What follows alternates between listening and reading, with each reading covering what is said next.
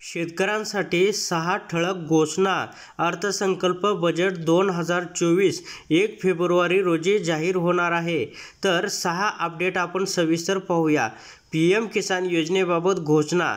अर्थमंत्री निर्मला सीतारामन या 1 फेब्रुवारीला मोदी सरकारचा अंतरिम अर्थसंकल्प मांडणार आहेत.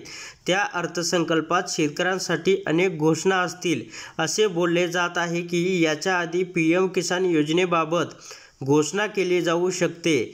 तर त्यापाठोपाठ आता नवी शक्यता वर्तवली जात असून शेतकऱ्यांना फक्त 60% व्याजदराने कर्ज दिले जाईल असं या ठिकाणी सांगण्यात आलेलं आहे.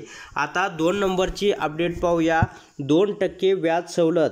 या अर्थसंकल्पात पुढील आर्थिक वर्षी म्हणजे सन 2024-25 साठी कृषी कर्जाचे उद्दिष्ट 22 ते 25 लाख कोटी रुपयापर्यंत वाढवण्याची घोषणा होऊ शकते.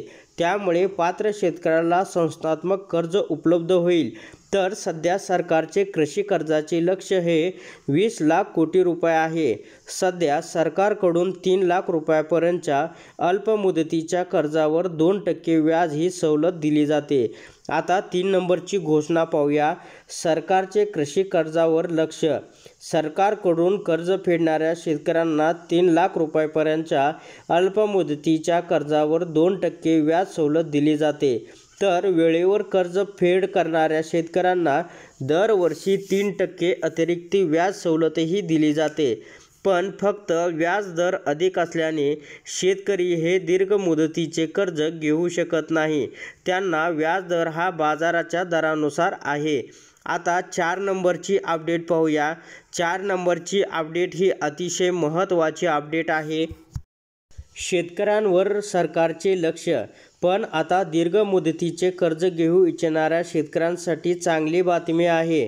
केंद्र सरकारकडून 2024-25 साठी कृषी कर्जाचे लक्ष्य चालू वर्षापेक्षा 5 लाख कोटीने वाढवण्याची शक्यता आहे. तर सरकारकडून कृषी कर्जावर अधिक लक्ष दिले जात असून क्रेडिट कार्डचे वाटप केले जात आहे. त्यासाठी कृषी मंत्रालयाने स्वतंत्र विभाग देखील तयार केला असल्याचं या ठिकाणी सांगण्यात आलेलं आहे. आता 5 नंबरची अपडेट पाहूया. तर यंदा झाले 21.55 लाख कोटीचे वाटप. तसेच गेल्या 10 वर्षात विविध कृषी आणि संलग्न कामासाठी कर्ज वाटप उद्दिष्टापेक्षा जास्त झाले आहे. सरकारी आकडेवारीनुसार चालू आर्थिक वर्षात सन 2023-24 डिसेंबर 2024 पर्यंत 20 लाख कोटी रुपयाच्या कृषी कर्जाच्या उद्दिष्टापैकी सुमारे 82% कर्ज वाटप झाले आहे. तर खाजगी आणि सार्वजनिक दोन्ही बँकांकडून सुमारे 16.37 लाख कोटी रुपयाचे कर्ज वितरित करण्यात आले आहे. यामुळे यंदाच्या आर्थिक वर्षात ही उद्दिष्टापेक्षा जास्त कर्ज वाटप होण्याची शक्यता वर्तवण्यात आलेली आहे. आता 6 नंबरची अपडेट पाहूया. तर उद्दिष्टापेक्षा जास्त कर्ज वाटप. तर यंदाच्या आर्थिक वर्षात एकूण कृषी कर्ज वितरणात उद्दिष्टापेक्षा जास्त कर्ज वाटप झाले आहे.